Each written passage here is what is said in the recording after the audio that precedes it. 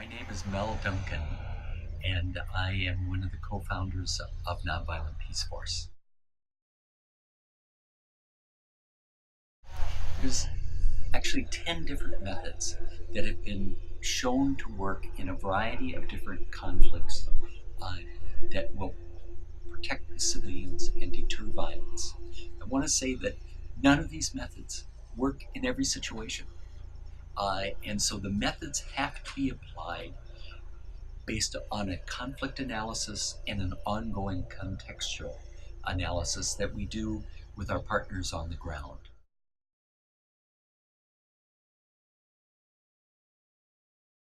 So an example of one of the methods is called accompaniment, where we will have well-trained unarmed civilians accompany people who are under threat because of the conflict. This could be human rights defenders. This could be journalists.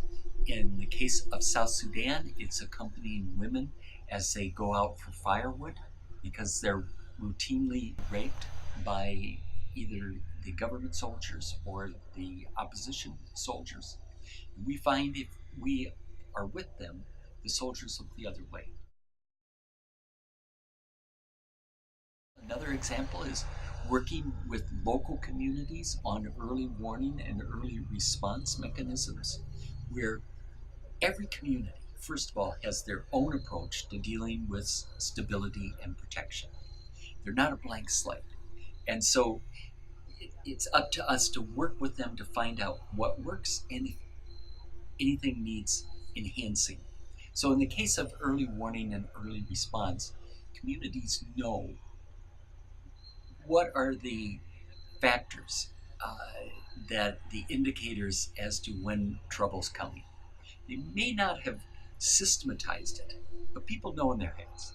So we help them bring that out and then plan what their response will be, which could be proactive in terms of how do they uh, deter the violence, and it could be reactive. So if the violence is too much, how do they leave, but leave in a way that doesn't forget the elders or doesn't forget the children, that makes sure everyone knows where they're going, where the food is cached, those kinds of things.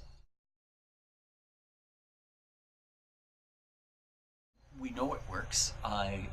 There's increasing evidence that have looked at various cases now going back as far as 30 years.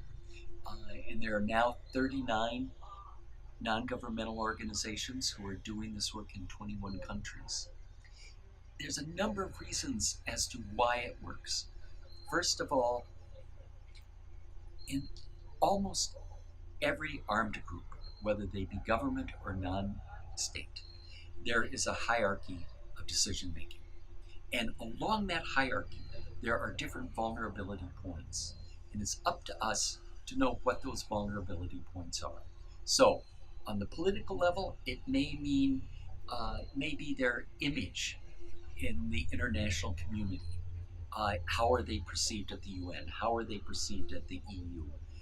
So they don't want people like us reporting, well, we're at one of their camps and they had 300 children that just abducted. Um, so it's that susceptibility to international pressure.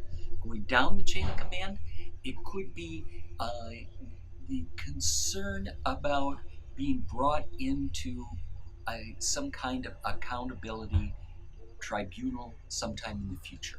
They do not want people like us there who might be called to the Hague. And so recently, when I was in northern South Sudan, I was told by one of the people there, our militia's on their best behavior when you guys are around because they can see what's coming down the line. So then going further down the line, it can be a person's community. It can be their religion. In Sri Lanka, it wasn't beyond us to bring in Buddhist peace monks if atrocities were being committed by various armed groups. It could be on the family level, and it could be that a lot of people just do not want to do these kinds of uh, brutalities in front of others. Now, there's some that do, and there are some groups that aren't responsive, but a lot are.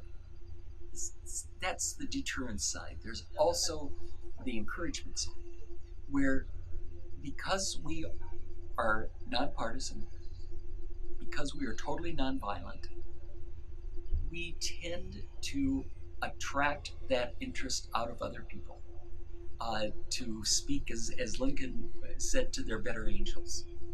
And so we see people who are rising up in the community, who are doing things because of the modeling that our people have been doing.